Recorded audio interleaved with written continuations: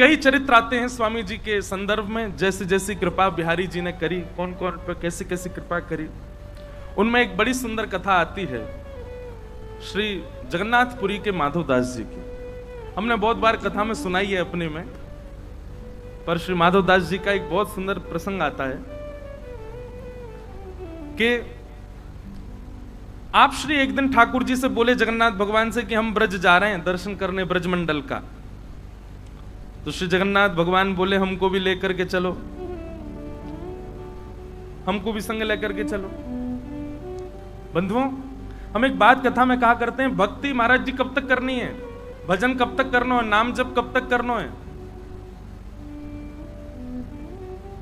हम ठाकुर जी के पीछे दौड़ रहे हैं तब तक तो ये समझो कि अभी भक्ति को चरम उत्कृष्ट फल हमको मिलो नहीं, लेकिन ठाकुर जी हमारे पीछे पीछे चल रहे हैं। तू जहां जाएगा वहीं चलूंगा, तू जहां जाएगा वहीं रहूंगा, तू जैसे खवाएगा वैसे रहूंगा, तेरे बिना ना रहूंगा। अभी हम ठाकुर जी के बिना नहीं रह पाते, पर कभी ऐसी स्थिति आ जाए कि ठाकुर जी कहें कि वाकू लेके आओ, वाक के बिना मेरा काम नहीं चले, तब समझो कि भक्ति उत्कृष्ट भाई। साल वेग के लिए जगन्नाथ भगवान रथ रोक देते हैं, पहले साल वेग को लेके आओ तब मेरा रथ चलेगा।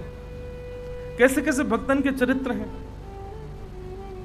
उन्हीं में एक श्री माधवदास जी, बहुत ध्यान से सुनो, हमने बहुत बार कथा में सुनाई है, पर आज स्वामी जी के प्रसंग है तो विशेष रूप से कहें। तो श्री माधवदास जी जगन्नाथ जी के परम प्रिय भक्त थे। ऐसा वर्णन आता माधवदास जी के चरित्र में कि श्री माधवदास जी जगन्नाथ मंदिर में प्रवेश करते थे और ब्रह्म वेदी पर बैठे हुए श्री जगन्नाथ जी ऐसे झूमते थे, और उनकी झूमते भाई मुद्रा को देखने के लिए असंख्य भीड़ आती थी। तब सब लोग तभी दर्शन करने जाते जब माधवदास जाता। बोले क्यों? ये ठाकुर जी के सामने जाते, ठाकुर जी ऐसे झूमते हैं, मेरो माधव आगे हो। कितना प्रेम करते हैं ठाकुर जी।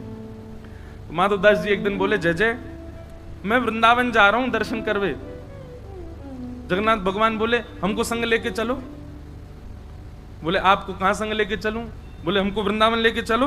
बोले आप विराजो ना जगन्नाथपुरी में, इतने लाखों लोग दर्शन के लिए आते हैं।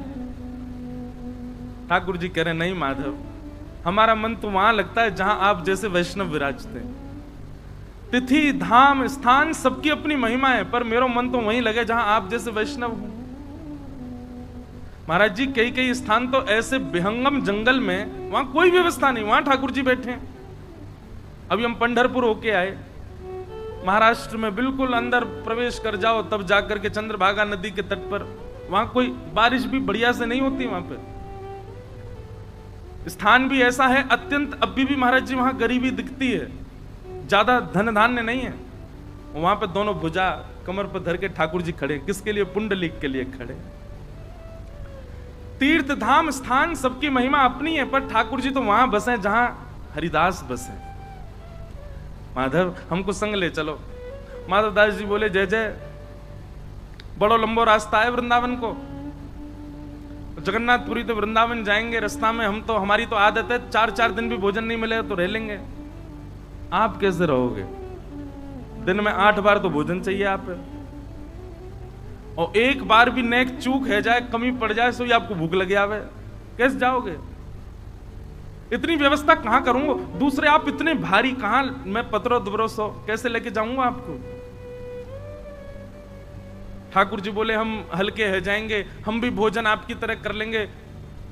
माधवदास जी बोले फल खा के रह लोगे? 2-2 दिन तक पत्ता खा के रह लोगे? यहाँ चटकदार महाराज आपके काजे दाल बने, सुंदर सुंदर पकवान बने, तब तो आपको मन ना लगे, और पत्ता खा के रहोगे? आप विराजो जगन्नाथपुरी में, हम जा रहे हैं वृंदावन। ठाकुर जी के नेत्र सजल हो गए, माधवदास जी वृंदावन जा रहे हैं, मैं कैसे रहूंगा माधव के बिना? माधवदास जी तो चल पड़े। कहा माधवदास जी 3 दिन तक भूखे रह लेते थे, परंतु जगन्नाथपुरी से न कई दूर पहुंचे होंगे महाराज, ऐसी जोर की भूख लगी माधवदास जी को। मन में भाव आयो, न का देर में भोजन नहीं मिला तो मैं तो पेड़ नहीं खा जाऊंगा, इतनी जोर की भूख लगी। तभी एक घर दिखो, दौड़ करके गए, खटखटायो, अंदर से बूढ़ी मां आई, मैया जल्दी जो हो घर में भोजन पवाओ, बहुत तेज भूख लगी है। मैया सुंदर थाल लगा के लाई, लो बाबा पाओ। माधव दास जी तो आज तो कोई आचमन आचमन क्यों ही नहीं, सब सियाराम बोले चलो प्रसाद पाओ, आपत्तिकालीन मर्यादा हंसती। ऐसी जोर की भूख। माधव दास जी ये भी सोचते जा रहे हैं इतनी भूख मुझे कभी लगी नहीं जीवन में। सामने बैठी मैया बोली, बाबा नेक आराम ते धीरे ते, और सबरो अकेलो ही खा जाओगे। बगल में नेक सो बालक बैठो है, या को भी खवाए तो बेचारो ऐसा टुकुर टुकुर देख रहा आपकी थाली की ओर। माधव दास जी बोले, कौन है हमारे साथ? कोई नहीं मैया, हम अकेले आए हैं। बोले अच्छा, ये नेक्सो से बालक बैठो, ऐसे बड़ी बड़ी आंखें यहाँ की, ऐसा काजर लगा करके, मुंह तो यूं लग रही है कौन मैया ने अपना लाला दे दियो। ए बाबा तू कहीं बालकन को अपहरण करके तो ना ले जा रहा। माधव दास जी बोले, कोई तो नहीं है मैया। बोले अच्छा, मुझे पागल समझाए, जे बगल में बैठो तेरे। माधव दास जी बोले, यहाँ बैठो है। बोले हाँ, कैसो है? बोले बड़े बड़े नेत्र हैं, काजल लगा रखो है, घुंघराले केश हैं सिर पर। बोले मैया वर्ण बताओ, वर्ण कैसो है? बोले सांवलो। माधव दास जी समझ गए, ओ जगन्नाथ स्वामी नयन पथगामी भवतु में। नहीं माने, चले आए। तभी मैं कहूं इतनी जोर की भूख क्यों लग रही है। श्री जगन्नाथ जी हृदय में बैठ के आ गए माधव दास जी के। बोले अब तो भैया वहां पे पूजा हो रही है, जगन्नाथ जी खाए। बोले माधव दास के संग चले गए। जिन माधव दास जी को 3-4 महीने में वृंदावन पहुंच जाना था, 7 महीना में पहुंचे। क्यों? नेक चले, भूख लगी आवे, पेट पे हाथ धर के गए, जय जय नेक धैर्य कर लो, कछु तो चलन दो।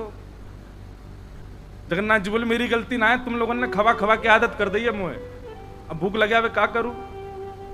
बेचारे माधव दास जी पहुंचे वृंदावन।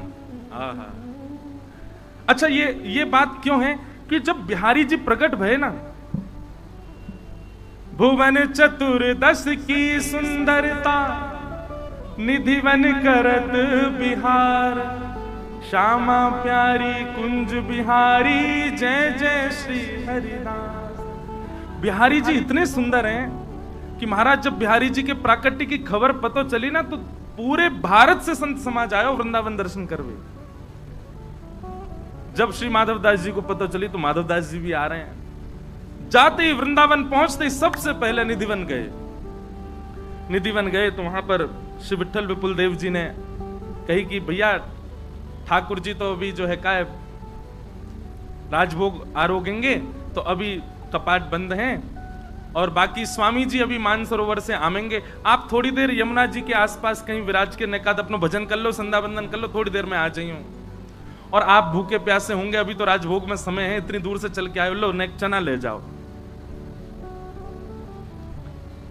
यमुना जी के तट पर गए। आपने जैसे स्नान किया, जोर की भूख लगी आई, पेट पे हाथ धर के बोले रुक जा रुक जा रुक जा, पवा रहा हूं, नेक डट जाओ। स्नान ध्यान करके अपना स्वरूप श्रृंगार करके संध्या वंदन करके महाराज सोई चना लेकर के पान लगे माधव दास जी। मतलब विचार करो, माधव दास जी पाते हैं, पेट ठाकुर जी का बढ़ता है।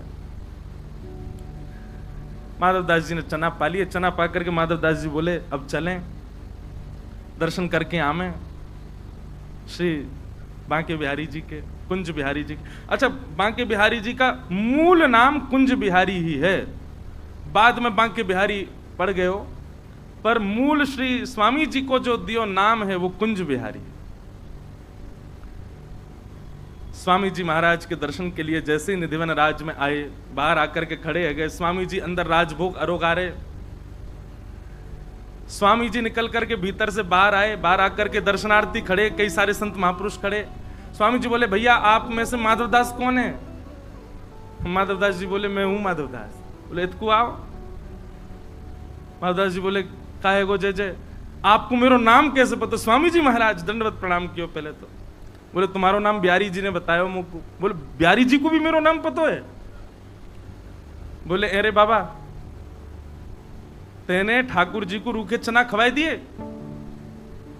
बोले मैंने ठाकुर जी को रूखे चना? ओहो माधवदास जी को याद, वो तो मेरे जगन्नाथ जी पा रहे। बोले तो वृंदावन आते जगन्नाथ जी बिहारी जी बन गए। भैया जा जा शहर में जाओगे, फोन वहीं को नेटवर्क कनेक्ट कर तो जाए। जगन्नाथ जी उड़ीसा से चले, अब बीच में जो जो प्रांत आए वहां के रूप बनते चले गए। अब वृंदावन आए तो बिहारी जी आ गए चित्त में।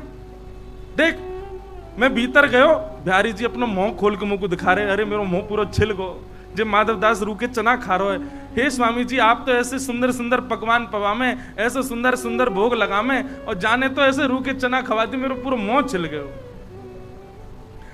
माधवदास जी के नेत्र सजल हो गए। हरिदास जी लेकर के भीतर गए, बिहारी जी मुंह खोल के बैठे, देखो मेरो मुंह पूरा छील दियो। माधवदास जी कान पकड़े, अरे जय जय, आपके तो महलन के ठाकुर जी हैं, आपके तो गोद के ठाकुर जी हैं, लेकिन स्वामी जी ज्यादा बिगाड़ो मत इनको, ने एक अभ्यास कराया करो, सब भाव से रहें। ऐसी रस लीला श्री माधवदास जी पर अनुग्रह कियो हमारे श्री कुंज बिहारी लाल ने।